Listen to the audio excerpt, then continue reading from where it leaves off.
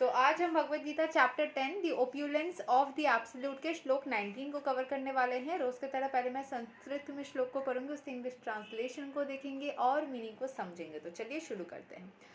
श्री भगवान उवाच हंता ते कथा यस्यामि दिव्या हि आत्मा विभूतया प्रदन्यतः कुरु श्रेष्ठा नस्ति अंतो विस्तरस्य मे।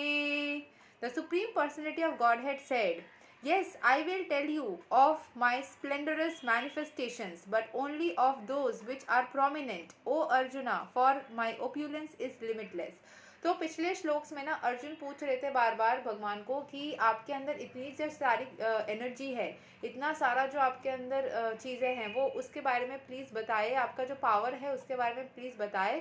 तो भगवान अर्जुन को भी रिप्लाई कर रहे हैं कि हाँ, आपको सारे जो मेरे मैनिफेस्टेशन, जो सारे मैं चीज़ें करता हूँ, जो सारे पावर मेरे हैं, वो सारे आपको बताए जाएंगे। लेकिन उसमें मेरे तो बहुत सारे पावर है, उसमें से जो प्रोमिनेंट है, जो सबसे ज़्यादा प्रोमिनेंट या सबसे ज़्यादा शक्तिशाली है, उसी के बारे में मैं बताऊँगा। क्योंकि इतने सारे हैं कि बोलते बोलते फिनिश ही नहीं होंगे। ठीक है, देखो भगवान जो बोल रहे हैं, बहुत सारे लोग ऐसे सोच सकते हैं कि कृष्ण भगवान अहंकार तो नहीं दिखा रहे, वो अपने बारे में इतना अच्छा अच्छा चीज़ बोल रहे हैं। ये चीज़ भी प्रूव करता है कि you should have confidence to talk good about yourself. ठीक है, सो ये चीज़ भी रहना चाहिए। सो यहाँ के एक्सप्लेनेशन को समझ लेते हैं। It is not possible to comprehend the greatness of Krishna and his opulences. The senses of the individual soul are limited and do not permit him to understand the totality of Krishna's affairs. Still, the devotees try to understand Krishna, but not on the principle that they will be able to understand Krishna fully at any specific time or in any state of life. Rather, the very topics of Krishna are so relishable that they appear to the devotees as nectar. Thus, the devotees enjoy them.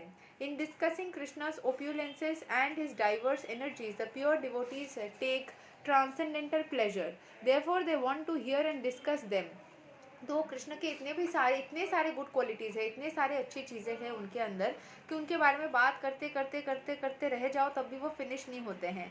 तो उनके बारे में सुनना, जैसे एक मधुमक्खी जैसे फूल से अपना मधु लेती है, नेक्टर लेती है, उसको जो सुकून मिलता है, इसका जो अच्छा लगता है, वैसे ही कृष्ण के बारे में डिवोटीज़, उनके जो डिवोटीज़ है, उनके एनर्जीज है, उनके बारे में सुन के उनको उतना ही अच्छा लगता है। Therefore, they want to hear and discuss them. Krishna knows that living entities do not understand the extent of his opulences. He therefore agrees to state only the principal manifestations of his different energies. The word pradanyata, principle, is very important because we can understand only a few of the principal details of the Supreme Lord, for his features are unlimited. It is not possible to understand them all, and Vibhuti, as used in the verse, refers to the opulences by which he controls the whole manifestation. In the Amarakosa dictionary, it is stated that Vibhuti indicates an exceptional opulence. The impersonalist or pantheist cannot understand the exceptional opulences of the Supreme Lord nor the manifestations of his divine energies. Both in the material world and in the spiritual world, his energies are distributed in every variety of manifestation. तो भगवान के बारे में जितना भी सारा चीज़, जितना भी फीचर्स बोला गया है, वो सब कुछ समझना पॉसिबल नहीं है, क्योंकि उनके अंदर इतनी सारी क्वालिटीज़ है, भगवान के अंदर इतना भी सारी चीज़ें हैं। सब कुछ हम समझते समझते ख़त्म हो जाएगा, मतलब पढ़ते पढ़ते ख़त्म हो जाएगा, लेकिन वो क्वालिटीज़ ख़त्म नहीं होगा। हम पढ़ते पढ़ते थक जाएंगे, लेकिन क्वालिटीज़ उनका फिनिश नहीं होगा। तो सब कुछ समझना भी उतना पॉसिबल नहीं है। वो पूरे वर्ल्ड को कंट्रोल करते हैं, उनकी पूरी मैनिफेस्टेशन से सब कुछ कंट्रोल करते हैं। और उनकी एक्सेप्शनल चीज़ें, जो एक्सेप्शनल क्वालिटीज़ है, उसके बारे में भी लिखा गया है।